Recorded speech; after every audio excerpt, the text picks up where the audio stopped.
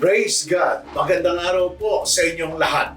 Nais ko lamang po na bumati ng happy, victorious 40th anniversary sa JIL Pampanga. Sa ngalan po ng ating spiritual director, International President ng Jesus is Lord Church, wala pong iba kundi si Bishop Brother Eddie C. Villanueva. Bumabati po kami ng happy 40th victorious anniversary. Alam ko po, ngayong araw po na ito, ibe-bless po kayong lahat ng ating pong Panginoon.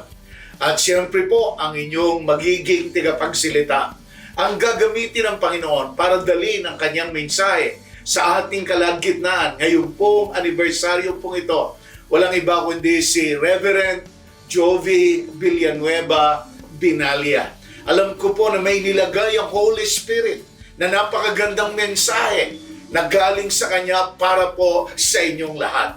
Kaya alam ko po, mamaya-mamaya patuloy na ibubuhos ng Panginoon ng Kanyang kapangyarihan at ibe-bless po ang bawat isa po sa atin upang lalo tayong mag-apoy at maglingkod at patuloy na maglingkod ng may apoy na nanggagaling sa ating Panginoon. Hindi lamang po dyan sa Pampanga, kung hindi sa kabuuan po ng mga lugar na pagdadala ng Panginoon sa bawat isa po sa inyo o sa bawat isa po sa atin. Kaya mga kapatid, napakaganda rin po ng inyong tema na ang nakalagay po dito, Revival in Our Generation. Handun po yung patuloy na lakas at sigla sa patuloy po ninyong paglilingkod sa ating Panginoon sa panahon po ito o sa henerasyon po ito. Lahat po tayo sa henerasyong ito, alam ko ay gagamitin ng Panginoon. Basta itinalaga natin ang ating sarili, ibinigay natin ang ating sarili sa Panginoon, gagamitin po tayo ng Panginoon at patuloy nating maitataas ang pangalan ng Panginoon at marami po na maliligtas sa Pampanga at sa lahat ng lugar na pagdadalhan po sa inyo ng ating Panginoong Hesukristo. Kaya sa panahon po ito, sa henerasyon po ito, patuloy na gagalaw ang banal na Espiritu po sa inyo at lalo po kayong lahat gagamitin ng ating Panginoon. At nais ko rin po na batiin ng Victorious 40th Anniversary ang inyong pong masipag at patuloy na nagmamahala sa atin pong Panginoon at patuloy na sumusunod sa Panginoon. Ang atin pong Operation Director ng Enclop, walang iba kung hindi si Pastor Alex Garcia, maging si Dr. Lilian Garcia, silang dalawa at ang mga leaders, workers, members ng Panginoon sa JIL Pampanga.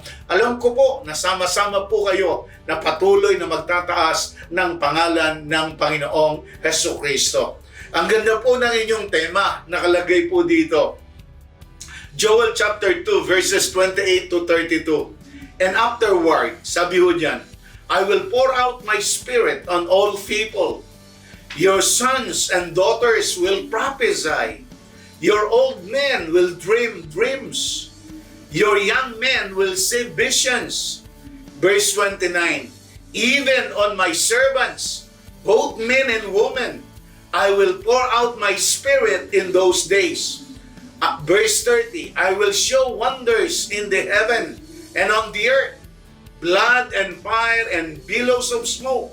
Verse 31, the sun will be turned to darkness and the moon to blood before the coming of the great and dreadful day of the Lord. Verse 32, and everyone who calls on the name of the Lord will be saved. For on Mount Zion and Jerusalem there will be deliverance. As long as the Lord has said, even among survivors whom the Lord calls. Napakalakas ang patuloy na magiging galaw ng Panginoon sa lahat po ng tao. Sa katandaan, sa kabataan, kababaihan, kalalakihan, para mangyari po ang plano at pinapangarap ng Panginoon sa buong JIL Pampanga and beyond. Kaya mga kapwa ko po naglilingkod at patuloy na nagmamahal sa ating Panginoon, sa inyo pong lahat, sa mga guests na kasama po natin, magpatuloy po tayong lahat sa ating Panginoon, maglingkod tayo lalo sa ating Panginoon, At sa ating henerasyon, tuloy-tuloy ang pagkilos at ang revival na gagawin ng Panginoon sa atin pong lahat. So muli, sa ngalan po ni Brother Eddie C. Villanueva, ang ating pong Spiritual Director, International President, na talagang ginagamit ng Panginoon para sa kanyang kalwalatian at karangalan, binabati po namin kayo muli. Happy 40th anniversary. God bless you all and God bless JIL Pampanga.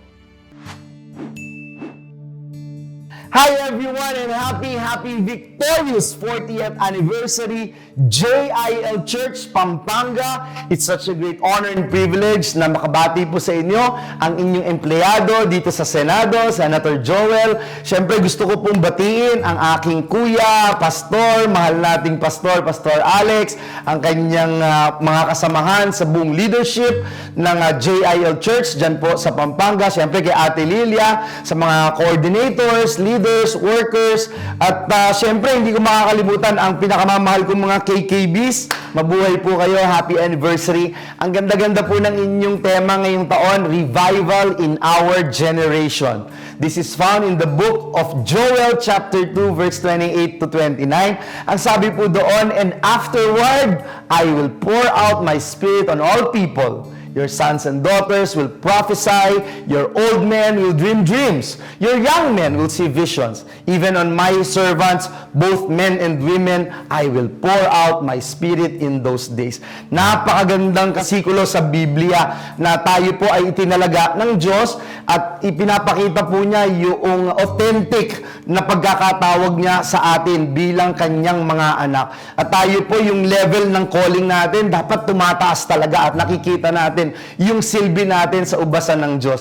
Dahil yan po yung dahilan kung bakit hindi tayo nasama nung nakaraang COVID, hindi tayo kinukuha pa ng ating Panginoon at hindi pa rin dumarating ang second coming or rapture of the church. Kaya people of God, let us be more excited in doing the works of the Lord in our lives, in our families, in our communities, especially to our beloved country. And I believe the Lord, our God, who started o nagsimula ng mga magagandang bagay sa inyo pong buhay, sa buhay ng ating mga pamilya at kasama sa buhay, talaga pong ang pangako po niya, kukumpletuhin niya po ito bago po sa kanyang pangalawang pagbabalik.